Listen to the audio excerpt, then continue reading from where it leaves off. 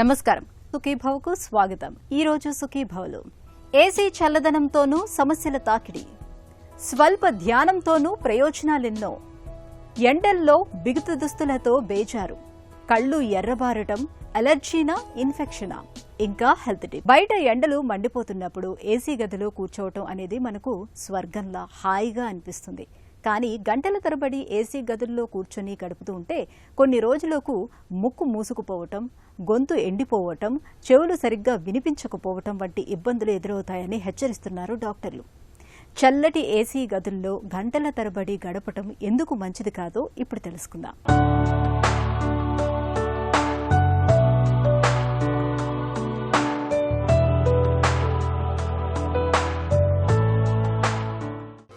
ఎండలు దంచికొట్టే వేసవిలో చాలా ఇళ్లలో రోజంతా ఏసీలు నడుస్తూనే ఉంటాయి. అయితే గంటల తరబడి ఏసీ గదుల్లో గడపడం వల్ల ఒంటికి చల్లదనం మాటేమో కానీ చెవి, ముక్కు, గొంతు సమస్యలు మాత్రం బాగా పెరుగుతున్నాయి. ముఖ్యంగా ఏసీ వాతావరణం మూలంగా ముక్కు ఎండిపోతుంటుంది. నిజానికి మన ముక్కు కేవలం గాలి పీల్చే ద్వారా మాత్రమే కాదు, అది శరీరానికి సహజమైన ఎయిర్ ఫిల్టర్ కూడా.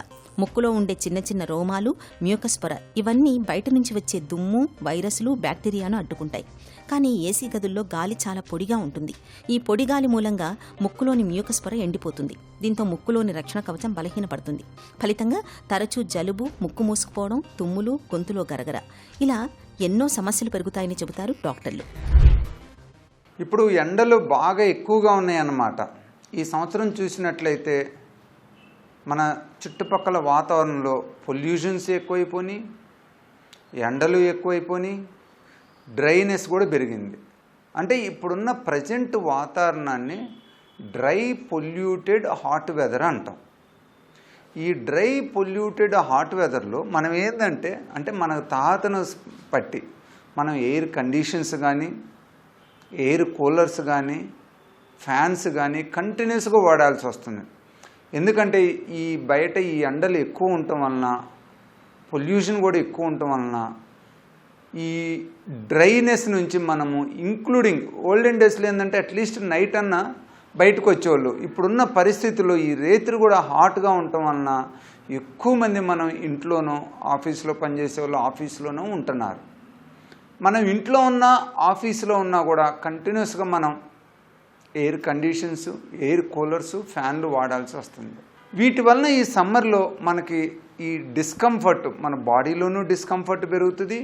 మెయిన్గా ముక్కు, గొంతులో ఈ డ్రై హాట్ వెదర్ లేదా ఈ ఏసీ నుంచి వచ్చే డ్రై ఫోర్సుబుల్ ఎయిర్ నుంచి ముక్కులో, గొంతులో సమస్యలు వస్తున్నాయి. ఆ సమస్యలు కూడా ఒక్కొక్కసారి చాలా తీవ్రంగా ఉంటున్నాయి అన్నమాట. అంటే తీవ్రంగా అంటే ముక్కులో నుంచి కంటిన్యూస్గా రక్తం వస్తూనే ఉంటుంది. ఎస్పెషలీ ఏదన్నా మేజర్ బ్లడ్ వెజల్ రప్చర్ అయినా, హైపర్ టెన్షన్ పేషెంట్లు అయినా, అలానే కొంతమంది కొన్ని కారణాల నుంచి బ్లడ్ థిన్నర్స్ తీసుకుంటూ ఉంటారు, అలాంటి వాళ్ళలో కూడా. అలానే ఈ గొంతులో ఇన్ఫెక్షన్స్ కూడా మామూలుగా మనకి ఏంటంటే సమ్మర్లో గొంతులో ఇన్ఫెక్షన్స్ ఉండవు, జలుబు ఉండదు అనుకుంటాం. కానీ ఇప్పుడున్న పరిస్థితుల్లో గొంతులో ప్రాబ్లమ్స్, గొంతులో ఇన్ఫెక్షన్ ప్రాబ్లమ్స్, ఇన్ఫ్లమేషన్ ప్రాబ్లమ్స్ కూడా చాలా ఎక్కువ అవుతున్నాయి అన్నమాట. మెయిన్గా ఈ డ్రై ఎయిర్ ఏదైతే ఏసీ నుంచి వస్తుందో, ఏదైతే ఫ్యాన్ నుంచి వస్తుందో, ఎక్కువగా ఎవరైతే డైరెక్ట్గా ఫ్యాన్ కింద కూర్చుంటారో లేదా నిద్రపోతారో, అలానే ఏసీకి డైరెక్ట్గా కింద ఉంటారో, ఎయిర్ కూలర్స్కి ఎదురుగా లేదా ఎయిర్ కూలర్ని కొంతమంది తల పక్కనో మన చెస్ట్ పక్కనో పెట్టుకొని మంచం దగ్గర పనుకుంటాం, బాగా చల్లటి గాలి రావాలని. అలాంటప్పుడు వాళ్ళకి ఈ ముక్కులో, గొంతులో ఉన్న మ్యూకోజా మీద ఎక్కువ పరిణామాలు వచ్చి, ఎక్కువ ప్రాబ్లం వచ్చి అక్కడ ప్రాబ్లమ్స్ తలెత్తే అవకాశం ఉంటుంది. గంటల తరబడి ఏసీ గదిలో గడపడం వల్ల జలుబు, దగ్గు వంటి సమస్యలే కాదు, చెవులకు ఇబ్బంది పెరుగుతుంది. మన చెవి, ముక్కు, గొంతు ఈ మూడు భాగాలు లోపల పరస్పరం అనుసంధానమై ఉంటాయి. ముక్కు బిగుసుకుపోయి లోపల ఒత్తిడి పెరిగితే యూస్టేషియన్ ట్యూబ్ అనే ఒక చిన్న మార్గం బ్లాక్ అవుతుంది. దీంతో చెవిలో కూడా ఒత్తిడి పెరిగి లోపల ఇంబ్యాలెన్స్ ఏర్పడుతుంది. దీంతో చెవి అంతా మూసుకుపోయినట్లుగా అనిపిస్తుంటుంది. కొంతమందికి ఏసీ గదిలో ఎక్కువసేపు ఉంటే తలనొప్పి, చెవిలో నొప్పి కూడా రావచ్చు. ప్రత్యేకంగా పిల్లలు, సైనసైటిస్తో బాధపడేవాళ్లు, ఎలర్జీ బాధితులు ఎక్కువగా ఇబ్బంది పడుతుంటారు. ముక్కు సంబంధించి చూసినట్లయితే మెయిన్గా వచ్చే ప్రాబ్లం ఏంటంటే పిల్లల్లోనూ, ఎస్పెషలీ ఓల్డ్ ఏజ్ పీపుల్లోనూ సాధారణంగా వచ్చేది ఏంటంటే ముక్కులో దురద రావటం, ముక్కులో బ్లడ్ రావటం. ఈ డ్రై ఎయిర్ నుంచి ఏమైందంటే మన ముక్కులో నుంచి గాలి పోయేటప్పుడు ఈ డ్రై హాట్ ఎయిర్ ఆ ముక్కులో ఉన్న మ్యూకోజల్ సెల్స్లో ఉన్న వాటర్ని బయటకు లాగి వ్యాపరైజ్ చేయటం వలన అక్కడ సెల్స్ అన్నీ డ్రై అయిపోయి మనకి ఫస్ట్ సివియర్ ఇచ్చింగ్ వస్తూ ఉంటుంది. ఇచ్చింగ్ వచ్చిన వాళ్ళు చాలామంది గిల్లుతూ ఉంటారు. ఆ గిల్లినప్పుడు పక్కలు ఫామ్ అయ్యి ఇంకా దురద వస్తూ ఉంటుంది, మళ్ళీ గిల్లుతూ ఉంటాం.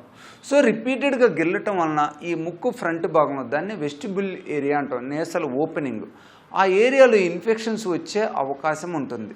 అలానే కొంతమందిలో ఈ ముక్కులో పక్కులు ఫామ్ కావటం ఎక్కువగా ఉంటుంది, దాన్ని ఎట్రోపిక్ రైనైటిస్ అంటాం. ఈ ఎట్రోపిక్ రైనైటిస్ వ్యాధి ఉన్న వాళ్ళు కూడా ముక్కులో పక్కులు ఎక్కువగా ఫామ్ అయిపోయి ఆ దుర్వాసన రావటం, ముక్కులో నుంచి ఎల్లో గ్రీన్ క్రస్ట్లు, గ్రీన్గా ఉండే మ్యూకస్ ప్లగ్ లాంటి పట్టడం జరుగుతూ ఉంటుంది అనమాట. వీళ్ళు కూడా ఈ ఎట్రోపిక్ రైనైటిస్ ఇంతకుముందు ఓన్లీ రాజస్థాన్ ఎడారి ప్రాంతంలో వాళ్ళనే చూసేవాళ్ళం.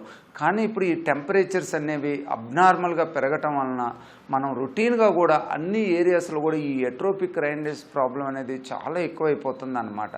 సో సాధారణంగా ఈ ముక్కులో వచ్చే సమస్యలు ఇవి. థ్రోట్కి సంబంధించి చూసినట్లయితే మెయిన్గా థ్రోట్లో ఇప్పుడు చాలామంది కూడా థ్రోట్ డ్రైనెస్, ఫారెన్ బాడీ సెన్సేషన్స్తో వస్తున్నారనమాట. సాధారణంగా మనం ఏసీల్లో ఉన్న కంటిన్యూస్గా ఎయిర్ కూలర్కి ఏసీకి మన ఫేస్ ఎక్స్పోజ్ అవుతున్నా కూడా గొంతులో ఈ సమస్య వచ్చే అవకాశం ఉంటుంది. ఈ సిమ్టమ్స్ తోటి గొంతు డ్రైనెస్, బేసిక్గా గొంతులో ఉన్న సెల్స్ డీహైడ్రేట్ అయిపోయి ఈ ప్రాబ్లం వస్తుందన్నమాట. ఏసీ యంత్రాన్ని సరిగ్గా చక్కగా వాడుకుంటే చల్లదనాన్ని అందిస్తుంది. కానీ సరిగ్గా శుభ్రం చేయకపోతే అదే యంత్రం బ్యాక్టీరియా, ఫంగస్, దుమ్ము, ధూళికి నిలయంగా మారుతుంది. ఏసీ ఫిల్టర్లలో పేరుకుపోయే ధూళి, తేమ మూలంగా సూక్ష్మజీవులు పెరుగుతాయి. ఆ గాలిని మనం రోజంతా పీల్చుకుంటూ ఉంటే ఎలర్జీలు, గొంతులో ఇన్ఫెక్షన్లు, సైనసైటిస్ సమస్యలు ఎక్కువయ్యే అవకాశం ఉంటుంది. సరిగ్గా శుభ్రం చేయని ఏసీ యంత్రాల మూలంగా గది లోపల గాలి నాణ్యత బాగా తగ్గుతుందని, శ్వాసకోశ సమస్యల బెడద పెరుగుతుందని ఇప్పటికే పలు అధ్యయనాల్లో తేలింది. కాబట్టి ఏసీని వాడుతున్నప్పుడు అందులోని ఫిల్టర్లను క్రమం తప్పకుండా శుభ్రం చేస్తుండాలి. ప్రత్యేకంగా ఆఫీసులు, మాల్స్, మూసి ఉండే గదుల్లో పనిచేసేవారు తరచూ తాజా గాలి ప్రసరించేలా ఏర్పాటు చేసుకోవాలి. ఎస్పెషలీ ఈ సమ్మర్లో ఏమవుతుందంటే ఈ ఏసీలు, ఎయిర్ కూలర్స్ నుంచి వచ్చే డ్రైనెస్, దానితో పాటు మన గొంతులో నుంచి వచ్చే యాసిడ్ కూడా ఆ డ్రైనెస్ని ఎపిథీలియల్ డ్యామేజ్ చేసి మనకి గొంతులో సివియర్ ఇన్ఫెక్షన్స్ వచ్చేటట్టు చేస్తానమాట. సో దీనికి మెయిన్ కారణం ఏంటంటే మన గొంతులో ఎపిథీలియల్ సెల్స్ డ్యామేజ్ కావటం, డీహైడ్రేట్ అయ్యి ఆ మ్యూకోజా అంతా డ్యామేజ్ అవటం వల్ల అక్కడ మనకి ఇమ్యూనిటీ లేకపోవటం వల్ల అక్కడ ఉన్న బ్యాక్టీరియా, వైరస్లు సివియర్ ఇన్ఫెక్షన్స్ వచ్చేటట్టు చేస్తాయి. మెయిన్గా ఈ సమ్మర్లో ఏంటంటే మనం కొన్ని జాగ్రత్తలు తీసుకున్నట్లయితే మనం ఏసీ, ఎయిర్ కూలర్స్ వాడుకున్నా కూడా మనం దాని నుంచి వచ్చే ఈ ముక్కు, గొంతు సమస్యలను నివారించుకోవచ్చు. మెయిన్గా ఫస్ట్ చేయాల్సింది ఏంటంటే మన ఫేస్కి కానీ మన బాడీకి కానీ డైరెక్ట్గా ఎయిర్ కూలర్ కానీ ఏసీ కానీ డైరెక్ట్గా ఎయిర్ వచ్చేటట్టు లేకుండా చూసుకోవాలి. మనం పనుకునే చోట, కూర్చునే చోట నుంచి అట్లీస్ట్ 5 to 6 feet డిస్టెన్స్లో ఉన్నట్లయితే ఆ ఎయిర్ వాతావరణంలో డైల్యూట్ అయిపోయి ఆ డ్రైనెస్ అనేది మనకి కంప్లీట్, ఆ ఫోర్సిబుల్ డ్రై ఎయిర్ అనేది దాని నుంచి వచ్చే ముక్కు, గొంతు సమస్యలు చాలా వాటికి నివారించవచ్చు. అలానే మన రూమ్లో హ్యూమిడిఫైర్ని పెట్టుకోవడం కూడా మంచిది. ఈ హ్యూమిడిఫైర్లు వచ్చినప్పుడు ఏం చేస్తుంటే ఆ వచ్చే డ్రై ఎయిర్ ఏదైతే ఏసీ, ఎయిర్ కూలర్ నుంచి డ్రై ఎయిర్ వస్తుందో ఆ డ్రై ఎయిర్ని హ్యూమిడిఫైర్ ఏం చేస్తుందంటే మాయిశ్చరైజ్ చేస్తుంది. అలానే మనం ఈ ఏసీల్లో ఉండే డస్ట్ నుంచి కానీ ఈ మోల్డ్స్ ఉంటాయి, మనం ఆ ఏసీలను కనుక మనం వాడేటప్పుడు సరిగ్గా క్లీన్ చేయకపోయినా, రెగ్యులర్గా దాన్ని మెయింటైన్ చేయకపోయినా కూడా ఆ ఏసీల్లో వచ్చే డస్ట్, వాటి నుంచి కూడా మనకి ముక్కు, గొంతు ఇన్ఫెక్షన్స్ వచ్చే అవకాశం ఉంటుంది. సో మనం అట్లీస్ట్ సమ్మర్ స్టార్ట్ అయ్యే ముందు ఏసీని క్లియర్ చేసుకోవాలి, మంచిగా శుభ్రం చేయించుకోవాలి. అలానే మధ్యలో ఏదైనా ఏసీలోంచి స్మెల్ వస్తున్నట్టు అనిపించినా, లేదా మనకు తుమ్ములు ఎక్కువ వస్తున్నట్టు అనిపించినా, ఏసీకి ఎక్స్పోజ్గా ఉందంటే దాంట్లో సమ్ ఎలర్జెన్స్, ఇంట్లో ఉండే మోల్డ్స్ ఉన్నట్టు అర్థం అనమాట. దాన్ని ఎమ్మటే మనం శుభ్రం చేయించుకున్నట్లయితే మనకి ఆ ఏసీ నుంచి వచ్చే ఇన్ఫెక్షన్ రేట్ను కూడా మనం తగ్గించుకోవచ్చు. నేటి ఆధునిక యుగంలో ఏసీ అనేది ఒక తప్పనిసరి అవసరం. అయితే ఆరోగ్య సమస్యలు వస్తున్నాయని ఏసీని పూర్తిగా మానేయాల్సిన అవసరం లేదు. సరైన జాగ్రత్తలు తీసుకోవడం చాలా ముఖ్యం. ఏసీ టెంపరేచర్ని 24 నుంచి 26 డిగ్రీల మధ్య ఉంచడం మంచిది. రోజుకు కొంతసేపైనా బయటి వాతావరణంలో సహజమైన గాలిలో గడపాలి. నీళ్లు తరచూ తాగుతుండాలి.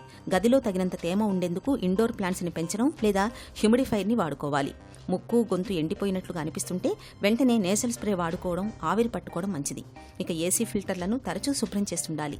ఏసీ మనకు సౌకర్యాన్ని ఇస్తుంది, కానీ అదే సమయంలో దాని మూలంగా మన ఆరోగ్యం దెబ్బతినకుండా తగిన జాగ్రత్తలు తీసుకోవాలి. హెల్త్ న్యూస్ మీకోసం.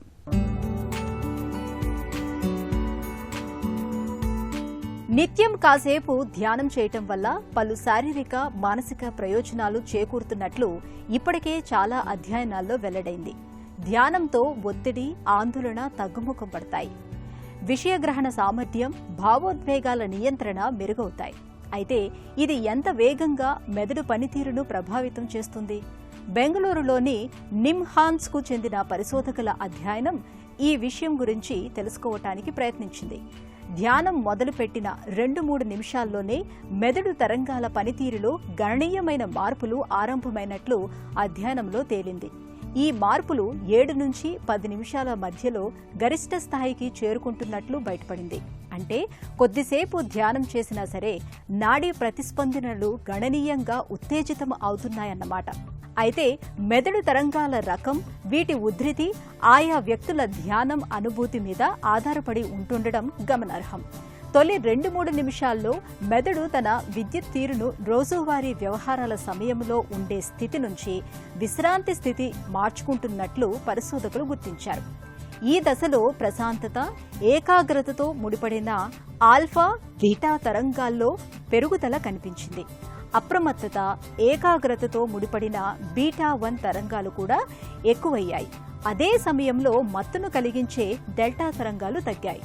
ధ్యానం చేయటంలో అనుభవం గడించిన వారిలో కేవలం 30 సెకండ్లలోనే భిన్నమైన మెదడు తరంగాల ముద్రలు కనిపించడం విశేషం. వీరి మెదడు ధ్యానానికి తక్షణం ప్రభావితం అవుతున్నట్లు ఇది సూచిస్తుందని పరిశోధకులు చెబుతున్నారు. స్టైలిష్గా, ట్రెండీగా కనిపించడానికి మనలో చాలా మంది బిగుతైన దుస్తుల్ని ధరిస్తూ ఉంటారు. ముఖ్యంగా fitted jeans, leggings, bodycon, stretchable దుస్తుల్ని ధరించడానికి మొగ్గు చూపుతూ ఉంటారు. అయితే మిగతా సీజన్ల మాట ఎలా ఉన్నా ఎండలు మండిపోయే వేసవిలో మాత్రం ఇలాంటి బిగుతైన దుస్తులకు దూరంగా ఉండాలని హెచ్చరిస్తున్నారు డాక్టర్లు. ఎండాకాలంలో బిగుతు దుస్తులతో తలెత్తే సమస్యలు ఎలా ఉంటాయో ఇప్పుడు తెలుసుకుందాం.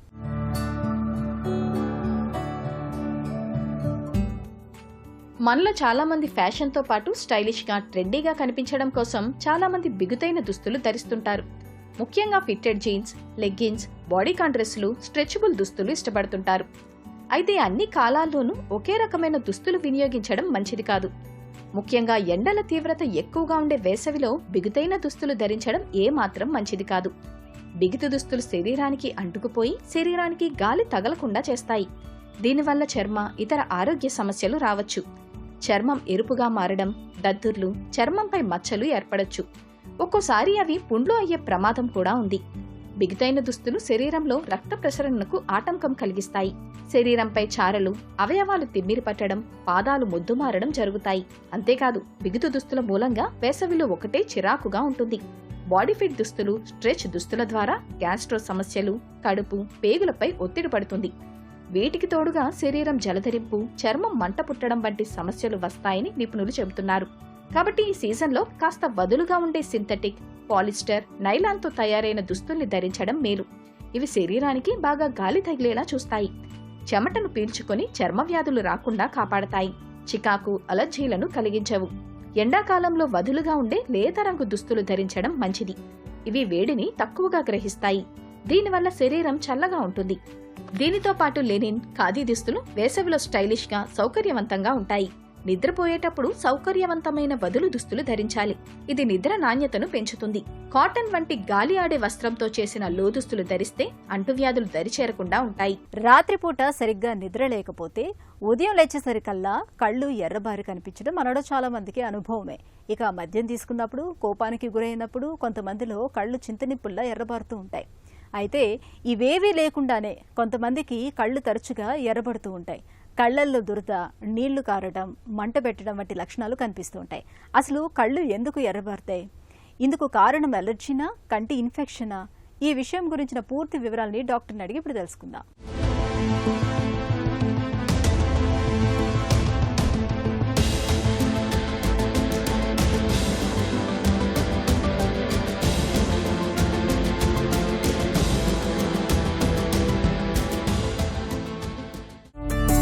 కళ్ళు ఎందుకు ఎర్రబారతాయి? కారణాలేంటి? సాధారణంగా మనము కంట్లో ఏదైనా షాంపూ పడినప్పుడో లేదా కుంకుడుకాయ రసం పడింది, సోప్ వెళ్ళింది అని చాలామంది కళ్ళు ఎర్రబడ్డాయి అని వస్తూ ఉంటారు. కానీ ఇవి 1-2 రోజుల్లో మనకి తగ్గిపోతాయి. అలానే మనం ఎలర్జీస్ చూస్తూ ఉంటాము. అది ఎక్కువగా చిన్నపిల్లల్లో చూస్తూ ఉంటాము. ఎలర్జీస్ ఉన్నప్పుడు కూడా మనకి కళ్ళు ఎర్రబారడం, కళ్ళు వాపులు రావడం, కంట్లలో నుంచి నీళ్లు రావడం చూస్తూ ఉంటాం. కొన్నిసార్లు కంజంక్టివైటిస్ అంటే లేదా ఇన్ఫెక్షన్స్ ఉన్నప్పుడు, ముఖ్యంగా వైరల్ ఇన్ఫెక్షన్స్ కానీ బ్యాక్టీరియల్ ఇన్ఫెక్షన్స్ కానీ ఉన్నప్పుడు కళ్ళు ఎర్రబారడము, డిశ్చార్జ్ రావడము, అలానే మనకి నొప్పి రావడం లాంటివి చూస్తూ ఉంటాము. ఇవి సాధారణంగా చూస్తూ ఉంటాము. కానీ ప్రమాదకరమైన విషయాలు ఎలా ఉంటాయి అంటే, మన నల్లగుడ్డు మీద ఏదైనా దెబ్బ తగిలినప్పుడు కానీ దాంట్లో ఇన్ఫెక్షన్స్ ఏమన్నా ఉన్నప్పుడు మనకి కళ్ళు ఎర్రబారడము, నొప్పి, ఏదైనా వెలుతురు చూడాలి అంటే ఇబ్బంది కలగడము, కంట్లలో నుంచి నీళ్లు కారడం లాంటివి జరుగుతూ ఉంటాయి. అలానే కంట్లో సడన్గా ఒత్తిడి పెరిగినప్పుడు ఇలాంటి కండిషన్స్ని ఎక్యూట్ గ్లకోమా అంటాం. ఎక్యూట్ గ్లకోమాటిస్ కండిషన్స్ ఉన్నప్పుడు కూడా మనకి కళ్ళు ఎర్రబారుతూ అలానే కళ్ళల్లో నొప్పి వస్తూ ఉంటుంది. అలానే ఎపిస్క్లీరైటిస్, స్క్లీరైటిస్, యువిఐటిస్ అని కొన్ని కండిషన్స్ ఉంటాయి. వీటిలో కూడా చాలామంది ఓన్లీ కళ్ళు ఎర్రబారుతూ వస్తూ ఉంటారు. ఎలర్జీ, ఇన్ఫెక్షన్ మధ్య తేడాను ఎలా గుర్తించాలి? ఎలర్జీని మనం సాధారణంగా చిన్నపిల్లల్లో లేదా అడాలసెంట్ వయసులో ఉన్న వాళ్ళలో చూస్తూ ఉంటాము. పిల్లలు పెరిగే కొద్దీ ఎలర్జీ తగ్గిపోవచ్చు. అదే ఇన్ఫెక్షన్స్ అనేవి మనకి ఏ వయసు వాళ్ళకైనా రావచ్చు. ఎలర్జీ ఉన్నప్పుడు మనకి సమ్మర్ సీజన్లో అట్లా సీజనల్గా ఎవ్రీ ఇయర్ రావడం కూడా చూస్తూ ఉంటాము. మనకి కంజంక్టివైటిస్ లేదా ఈ పింక్ ఐ అనేది ఒకేసారి స్ప్రౌట్ లాగా సొసైటీ మొత్తంలో వచ్చే అవకాశం ఉంటుంది. అలానే ఎలర్జీస్ ఉన్నప్పుడు కంట్లో నుంచి వచ్చే డిశ్చార్జ్ ఏదైతే ఉందో అది నీళ్ళలాగానో స్ట్రింగీగా అంటే రోపీ డిశ్చార్జ్ లాగా ఉంటుంది. అదే మనం ఇన్ఫెక్షన్లో చూసినట్టయితే థిక్గా ఎల్లో కలర్లో కానీ గ్రీన్ కలర్లో కానీ ఉండడము, కళ్ళు రెప్పలన్నీ అంటుకుపోవడం లాంటివి జరుగుతూ ఉంటుంది. అలానే ఇది మనకి ఎలర్జీ ఉన్నప్పుడు ఎక్కువగా ఇచ్చింగ్ ఉంటుంది, బాగా దురదలుగా ఉన్నాయి అంటారు. కానీ కంజంక్టివైటిస్ ఉన్నప్పుడు ఎక్కువగా నొప్పి ఉంది, వెలుతురు చూడడానికి ఇబ్బంది అవుతుంది, ఇలాంటివి మనకి చెప్తూ ఉంటారు. అలానే ఎలర్జీస్ ఉన్నప్పుడు మనకి కళ్ళల్లో ఎలర్జీ ఉన్నప్పుడు ముక్కులో కూడా ఎలర్జీ ఉంటుంది. అప్పుడు స్నీజింగ్ కానీ రైనైటిస్ అంటాం దాన్ని, ఎక్కువ తుమ్ములు రావడము, నీళ్లు కారడం ముక్కులో నుంచి, ఇలాంటివి కూడా ఉండొచ్చు. అదే మనం ఇన్ఫెక్షన్స్లో చూసినట్టయితే అంటే కంజంక్టివైటిస్లో చూసినట్టయితే చెవు వెనకాల భాగంలో ఉన్న లింఫ్ నోడ్స్ అన్నీ వాసిపోవడము, జ్వరం రావడం లాంటివి కూడా గమనిస్తూ ఉంటాము. కళ్ళల్లో దురద, నొప్పి, డిశ్చార్జ్ ఇవి వేటికి సంకేతాలు? మనం కళ్ళల్లో ఇచ్చింగ్ అనేది చూసినప్పుడు సాధారణంగా అది ఎలర్జీ కానీ డ్రై ఐకి కానీ సంబంధించి ఉంటుంది.